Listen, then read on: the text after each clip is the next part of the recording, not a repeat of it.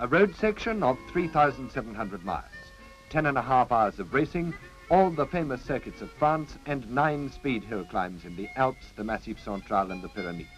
These were the ingredients of the Tour de France 1964, and the first circuit was the high-speed engine wrecker of Reims. The road section from the start at Lille was almost a formality, little more than an opportunity for everyone to get to know each other.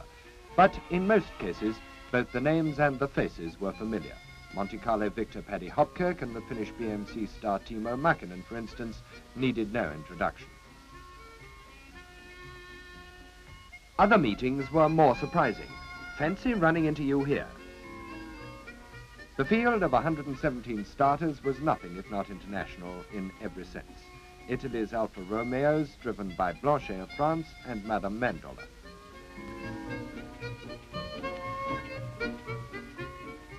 From Ford of Dagenham, Vic Elford and David Siegel Morris. Again Franco-Italian, the great René Trautmann, now with Lancia. And Bernard Constant, the French Jaguar exponent. Swedish-American Bo Ljungfelt and his Mustang, but certainly he's no cowboy, and nor is his teammate Peter Harper. And these three have more in common than good looks. Terry Hunter, Val Perry and Anita Taylor. With them, the still young Swiss veteran of the Triumph team, Jean-Jacques Tunner. And the North Country pair, Bradley and Fiddler. While Dutchman Robbie Slottermacher's partnership with Hunter keeps the Triumph team as typically European as the Tour's ubiquitous organizer Maurice Ulrich. At each circuit, the cars raced in categorized groups for periods of not less than 1 hour. Competition was intense throughout, for the victors of the Tour de France are those who cover the greatest distance in the time available.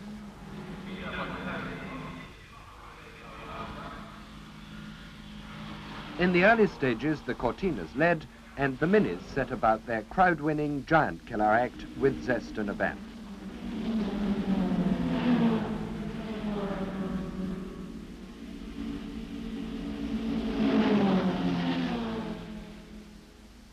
And heads lifted, if not rolled.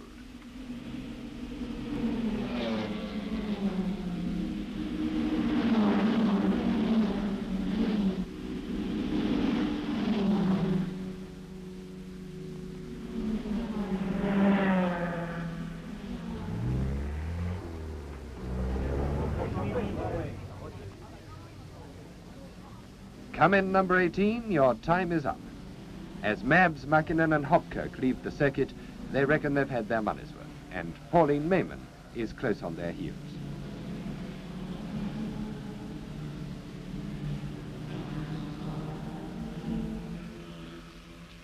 But pace is a two-edged sword, and Buchanan's Cooper has a broken piston. In the second race, the heavy metal entry reads like a zoo catalogue with Jaguar alongside Mustang.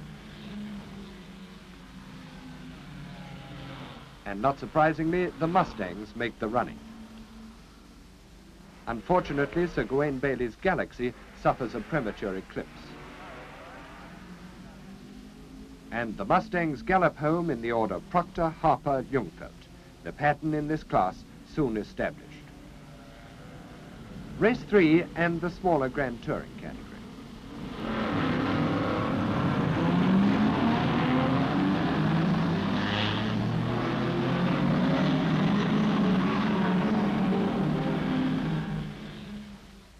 And here's a bitter setback to the Triumph team's high hopes. Bill Bradley's Spitfire inexplicably holds a piston, and that's that.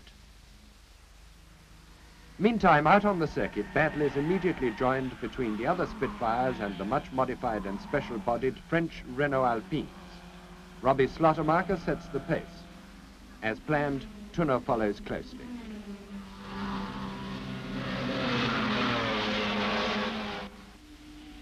Anita Taylor, sister of Grand Prix driver Trevor, shows a strong family resemblance. And Slottermacher really has a go. Tunner disposes of Berard's NSU to get at the Alpines.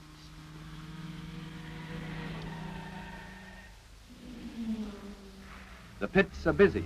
A broken windscreen here, Another broken heart there. But the struggle between Spitfire and Alpine rages on.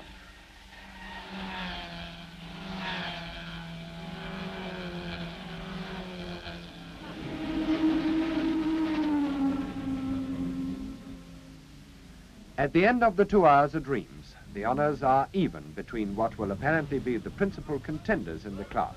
But one thing is clear, the anticipated battle will be fierce. From Reims to Rouen, with a hill climb on the Col de Bramont for good measure on the way. Now there were only 2 Spitfires running, for Valperi and Anita Taylor, with the car entered by Sterling Moss, had run a bearing. The specification of the 2 survivors was virtually that which had run so well earlier in the year at Le Mans, although gearboxes and brakes were exactly as on the showroom models. Slaughtermarker's quite a showroom model himself. The BMC ranks were also depleted. But Paddy Hopkirk was still on the front rank of his race, and on the interesting and quite hilly circuit of Rouen-les-Essarts, the duration was to be 1 hour.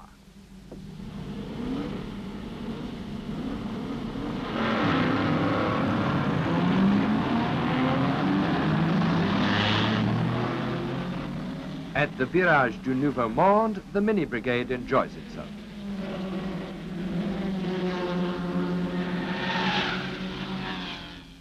The order, Mabs, Mackinnon, Hopkirk.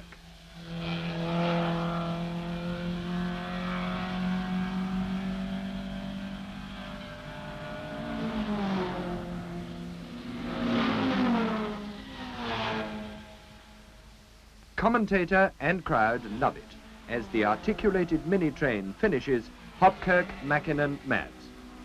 Maurice Henry is happy to wave the flag for them, and anyone else in his extraordinary event. And now only Constance Jaguar is up with the 4 Mustangs and ahead of Graders.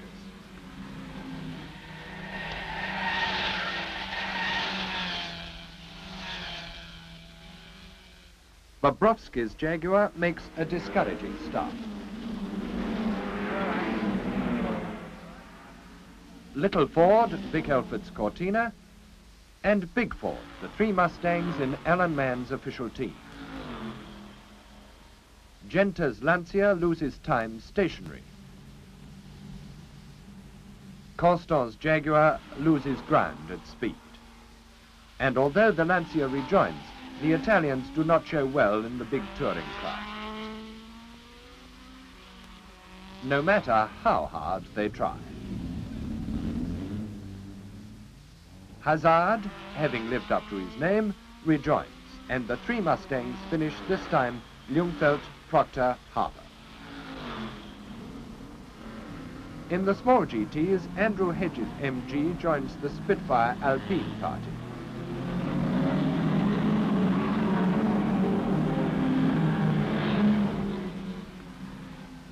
And with the MG leading, Slaughtermarker and Tunner let the opposition make the running for a while. The independent rear suspension of the Spitfire makes Slaughtermarker's skid school experience almost superfluous at Rouen's hairpin. But some drivers are by now wishing they'd served an engineering apprenticeship.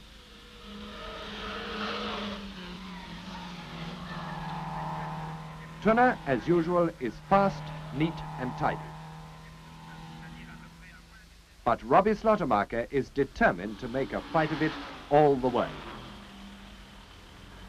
And his relentless pressure on his principal rivals begins to pay off.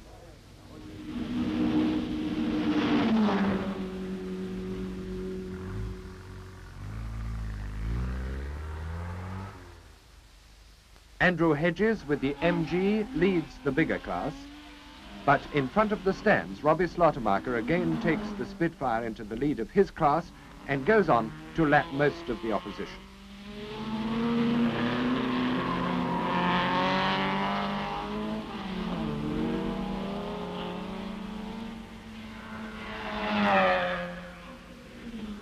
Tunner, second in the class. The big GTs make a splendid spectacle at Rouen.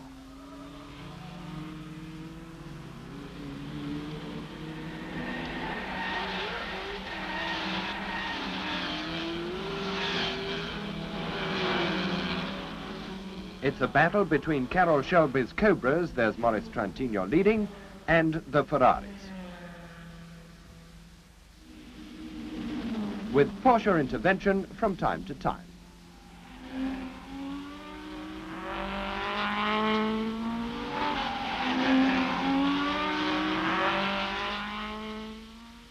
And eventually, Trantino won. Le Mans, of course, is a must for this event, with 2 hours of racing on the full 13.4-kilometer circuit in the third stage of the tour. Here, the service crews really go into action, but preceded by a 3-hour road section from Caen, the drivers had to go hard to give the mechanics the time they might need. Apart from the engine stress of the constant circuit work, tires are the principal problem of the tour, with a complete change obviously essential before and after every circuit. The BMC team service the MG while John Sprinsel sits it out. Ray Henderson, Triumph's chief mechanic, leads his team into action while Turner and Hunter compare notes. Meantime, the outside world and its affairs mean little to those who ride the bandwagon of the Tour de France.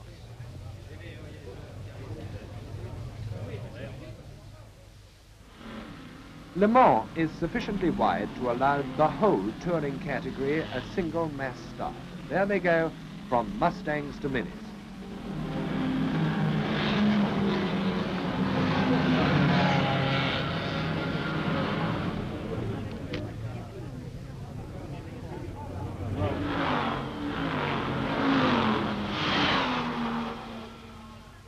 A treble Citroën Presse, of course.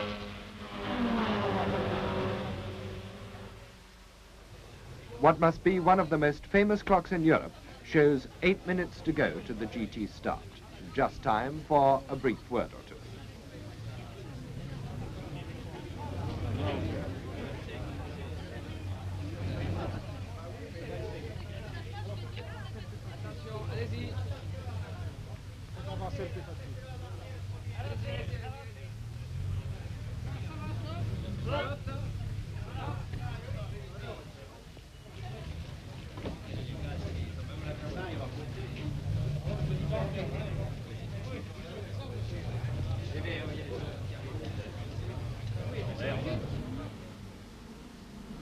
The GTO Ferraris of Tovano and Bianchi alongside Trent's Cobra.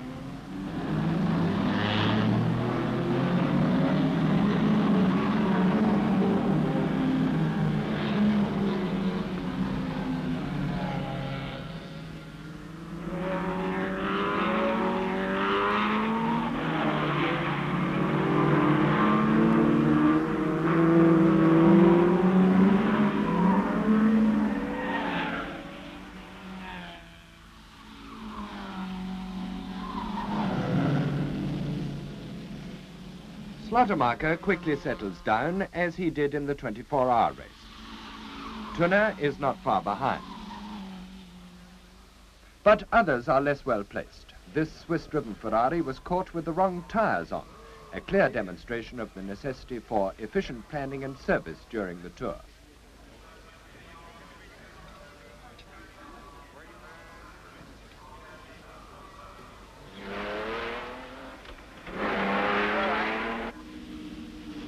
Robbie Slotermacher laps steadily at 5 minutes 7 seconds, 98 miles an hour.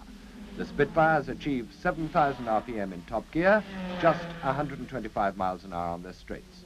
And their performance is now causing a stir amongst the continental opposition.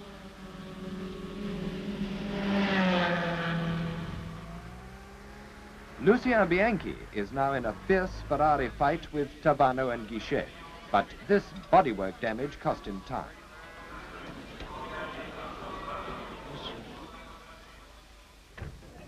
By the way, why do people have time on their hands when their legs are so much more interesting? Well, some people's legs anyway.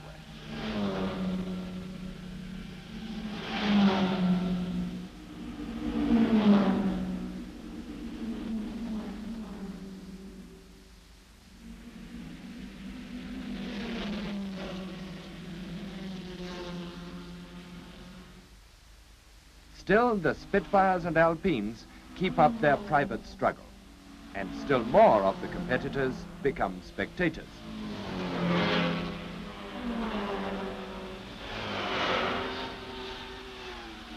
But here's the incident which eliminated David Piper and the British-entered Maranello concessionaires Ferrari. They use an enforced pit stop to top up on fuel and are disqualified on the spot. Slottermacher gets a second off on this lap.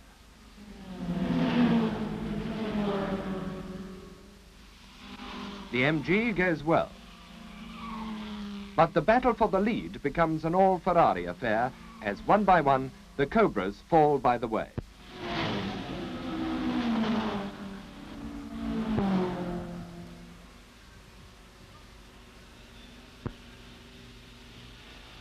Lucia Bianchi tries desperately to catch Guichet in the closing minutes.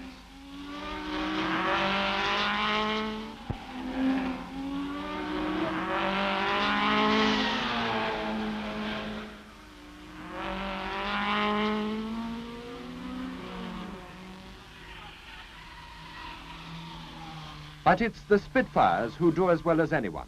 Slottermacher moving up to third place overall on handicap. Tunner's co-driver Gretiner acts as timekeeper, and as the 2 hours expire, once again the Triumph Spitfires have distinguished themselves at Le Mans.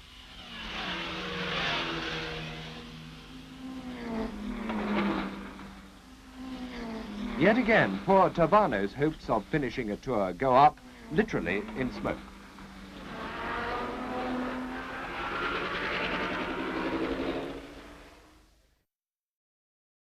Its main claim to distinction is its name and the local product.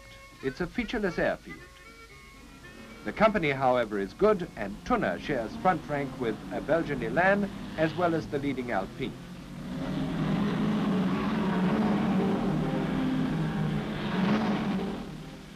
From the start, the Swiss goes very well once again.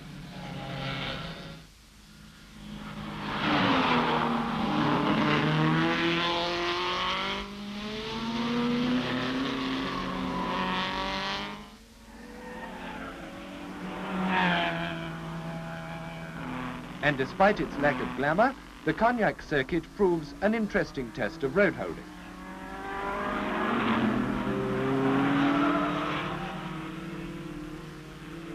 At the chicane, the leaders in the class, Alpine, Spitfire and Lotus, while this DKW enlivens the proceedings by sprinkling fuel on the corners.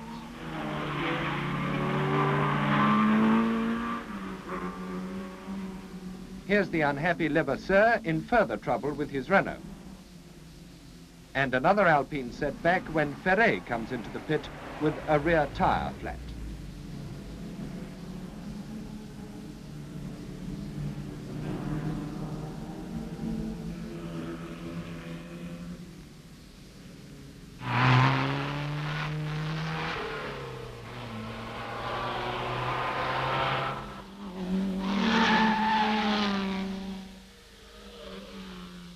Out on the circuit, Tunner finds himself refreshingly alone. Ferret tries hard, very hard, to catch up. But the checkered flag intervenes, and Cognac has appropriately added spirit to the Spitfire team's efforts. Now it's Slottermacher's turn, and Andrew Hedges' MG and Mauro Bianchi's Alpine are once again his running mates.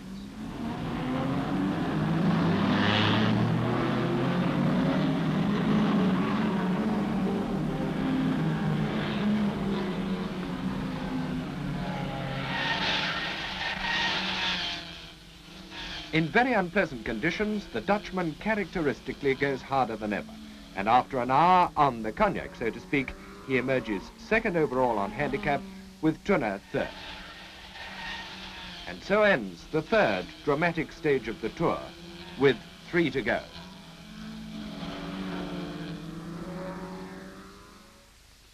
Although the event is decided on the circuits and hill climbs, the road sections of the tour call for competent teamwork and are by no means devoid of hazard. René Truitmans' Lancia, for instance, had been amongst the road section casualties. The BMC team had now lost Rano Altonen's 1300 Cooper S, and Wadsworth Cooper was disposing of more oil than petrol.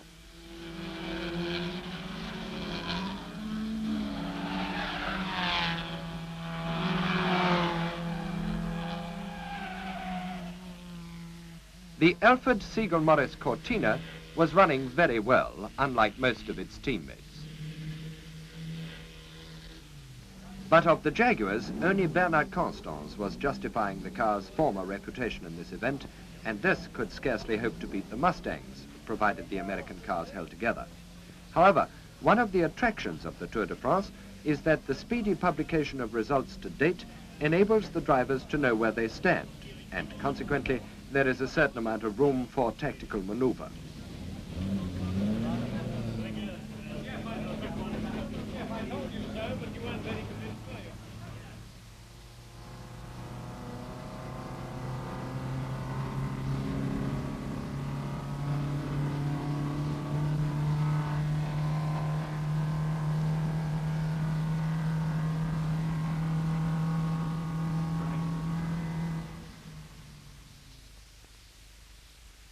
The hill climb of the Col d'Aubisque in the Pyrenees came early on the fourth stage. Here, both Mackinnon and Hopkirk improved on their handicap position.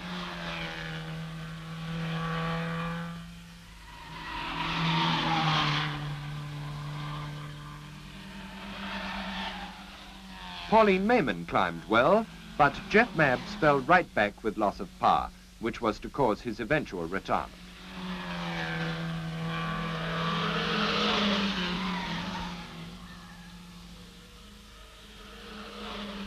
The appearance of the French cars sends the highly partisan local enthusiasts into ecstasies.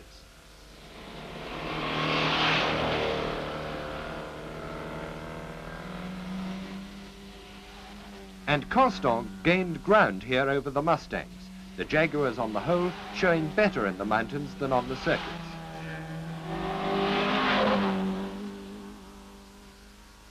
Here's Bo Ljungfeld's Mustang, quickest of the four on the Col, but you'll notice the suspension appears rather soft.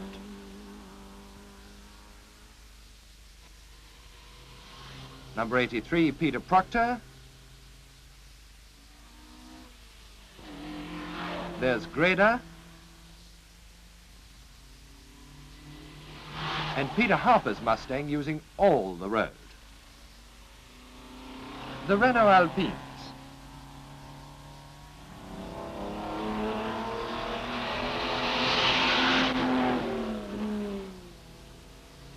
That was Tunner and Gretiner. And here's Robbie Slottermarker and Terry Hunter.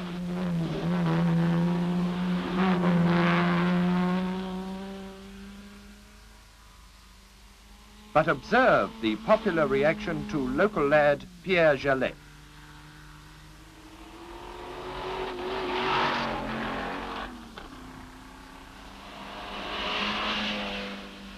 Klaas has been having an adventurous ride with his Porsche and is a huge success.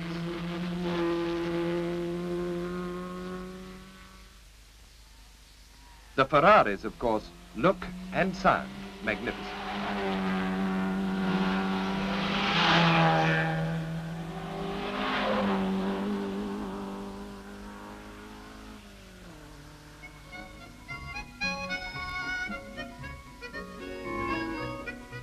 Pau, one of the classic circuits of France, just over 1.5 miles to the lap, and a reel round the houses. Duration, 1 hour.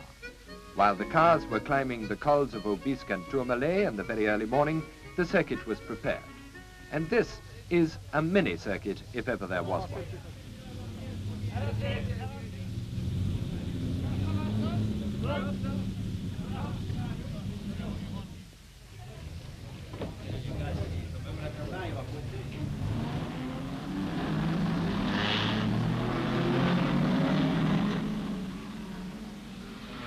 Paddy Hopkirk leads Mackinnon.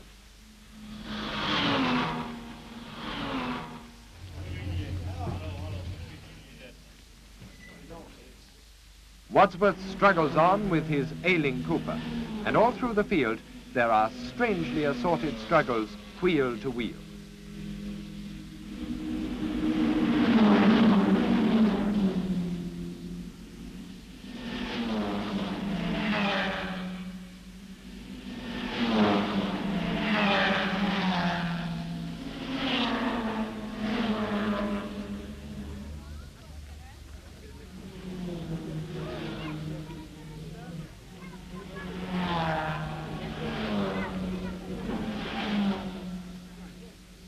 The elegance of Poe adds grace to the event.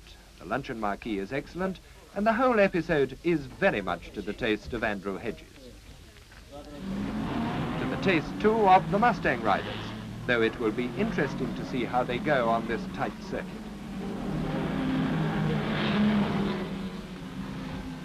In fact, one of them doesn't, and it's Bo Ljungfelt. The battery trouble, which has already cost him a penalty, this time leads to disqualification, though no one seemed quite sure why.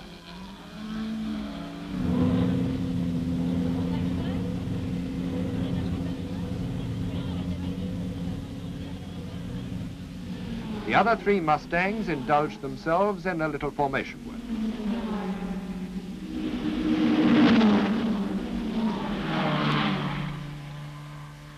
Number 38 there is Vic Elford's Cortina, now the sole survivor and drawing away from Masuero's Alpha.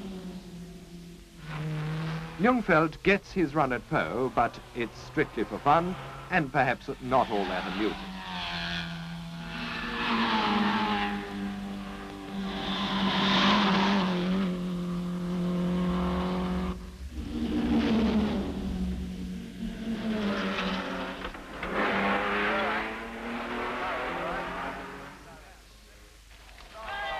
And Maurice Henry gets the most enthusiastic crowd reaction to date. Now the weather plays a dirty trick on the GT drivers.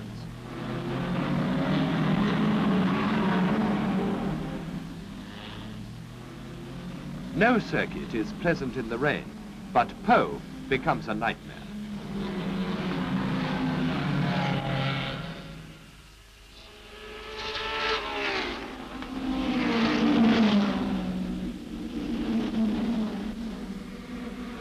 Nevertheless, once again, it's Guichet out in front. For Robbie Slottermacher, who started and runs Holland's leading skid school, this seems like a heaven-sent opportunity to do a commercial. Both he and Tunner profit by the appalling conditions and the Spitfire's road holding.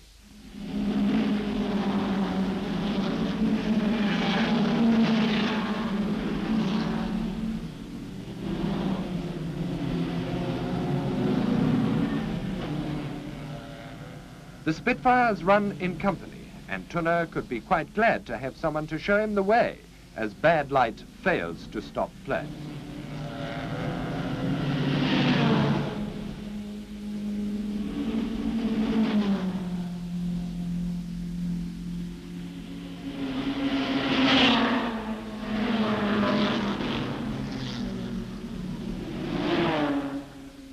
This time, Bianchi beats Guichet in the Ferrari duel, and the two Spitfires are beaten by Ferrez Alpine, which is given an incredible third place on scratch.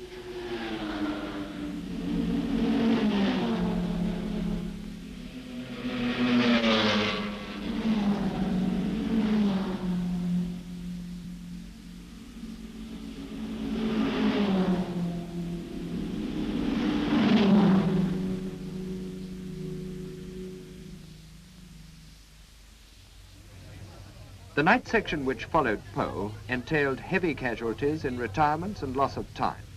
Harper and Proctor refused the road until they got road tires and were clean, while Grader, who didn't, lost 7 minutes.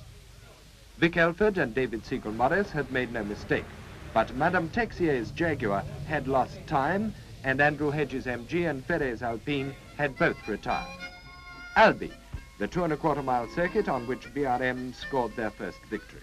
On the Tour, it was preceded by the 12-mile hill climb of the Col de Minière, on which Terry Hunter, driving Slottermacher's car, made best performance on handicap.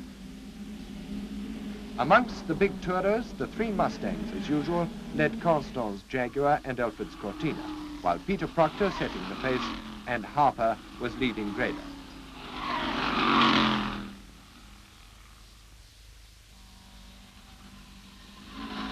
The Mustangs were now in a very unassailable position, with 3 still running.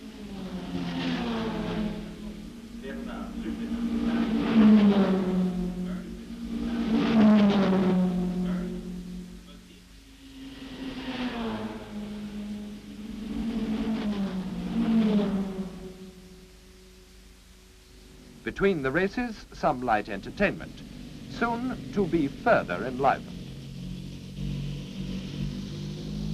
For the former Annie Swasbo, now Annie Montague, was back with her former Triumph teammates, her Ferrari having been mysteriously grouped with the small GTs.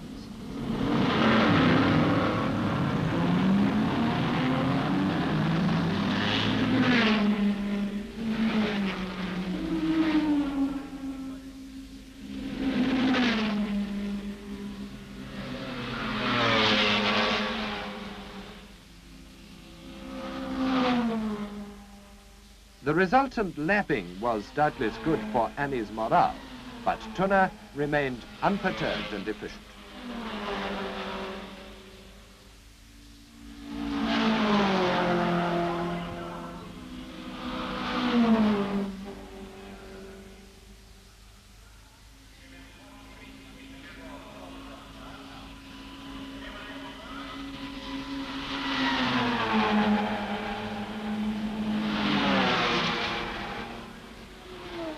In the second section of the GT race, Annie's husband was in dead trouble with his Ferrari. He had Slottermacher for company.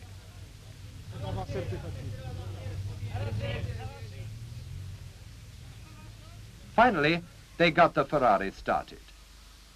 And Monsieur Montague does his warming up lap in the nick of time.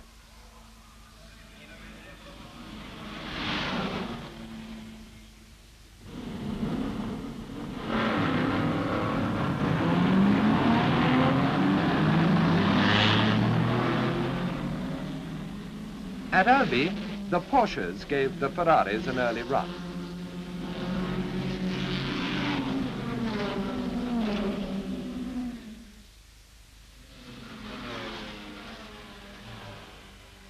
Now, having lost time during the previous night section after an unfortunate fuel shortage, Robbie Slottermacher had dropped to second place in the class behind his teammate Tunner. He resolved to make up the arrears.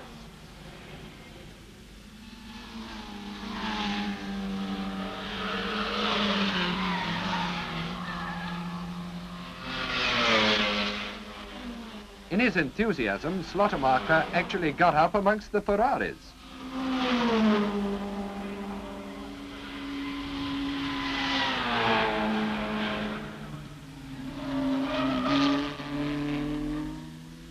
And Robbie won at Albi on handicap.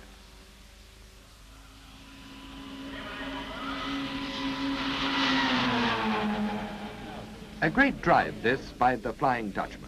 Proof positive that, as many cars in the field began to fail, the Spitfire was running better than ever.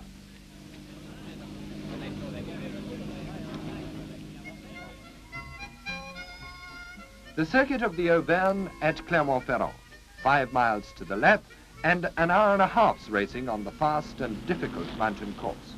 Constance Jaguar, refusing to give up, momentarily led the Mustangs, and Elfert now leading overall on handicap.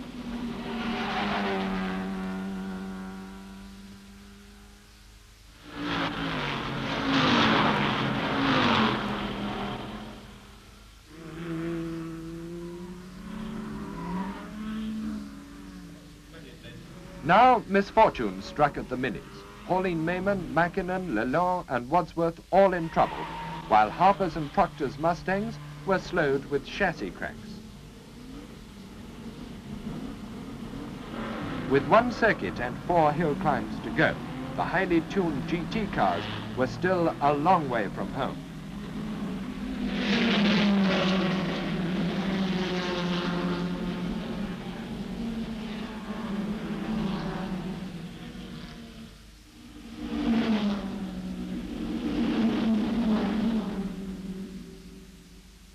Tunner, now leading the class, increased his personal effort to lead Slottermacher on the circuit.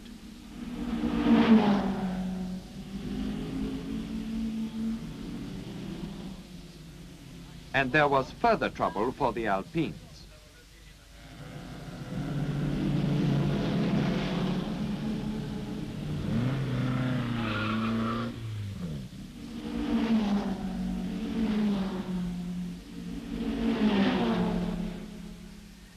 But once again, Robbie Slaughtermarker got out in front, with his Swiss teammate hanging on.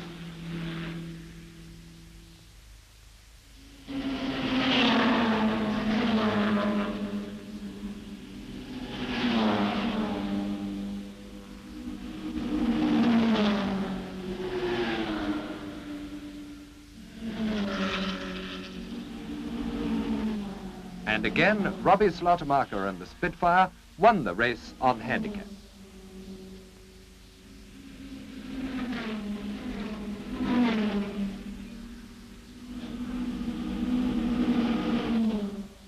Now, the Triumph team mechanics realize the critical importance of the final stage and scurry off for their long drive through the Alps into Italy and back.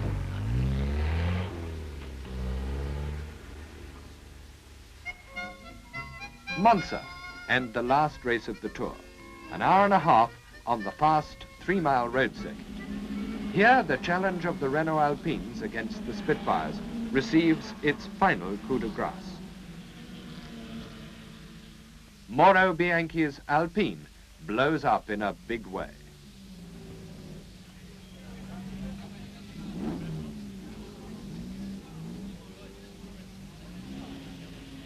And Robbie Slaughtermarker gets the most significant and heartless signal of the event. In fact, it has been a close call, for Tunner and Gretner have gone out too when still leading the class on the hill climb of Mont Ventoux.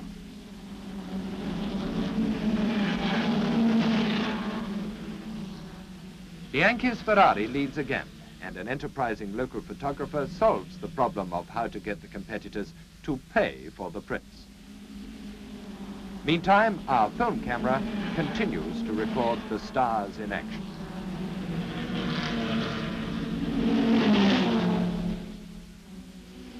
The seconds tick by towards the finish of the last race.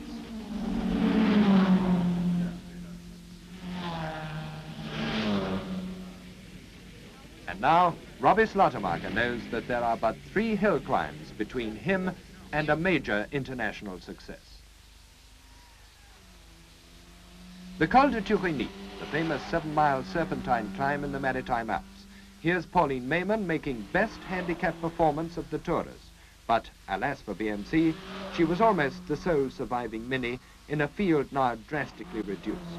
Only 17 of the Grand Touring category were to see the final checkered flag.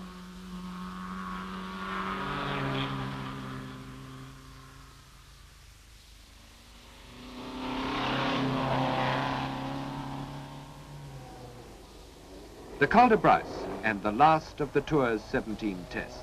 This time, Pauline Mayman was second on handicap, but Vic Elford's handicap victory overall was now assured. And Peter Proctor knew that the touring car category was his. Robbie Slaughtermarker and Terry Hunter rolled the Spitfire happily on towards Nice, and the tour assumes almost a carnival atmosphere as journey's end is approached.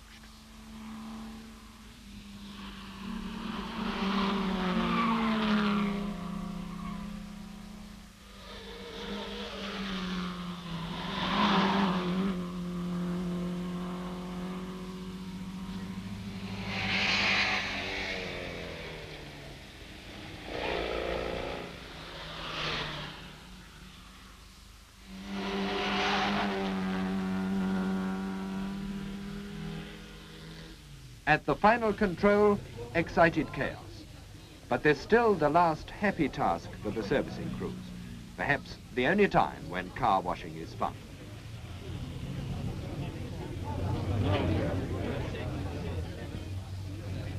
The co-driver must live up to his name on the tour, so Terry Hunter may well look tired but happy. And for Robbie Slaughtermarker, who takes his driving intensely seriously, these are moments to be savored.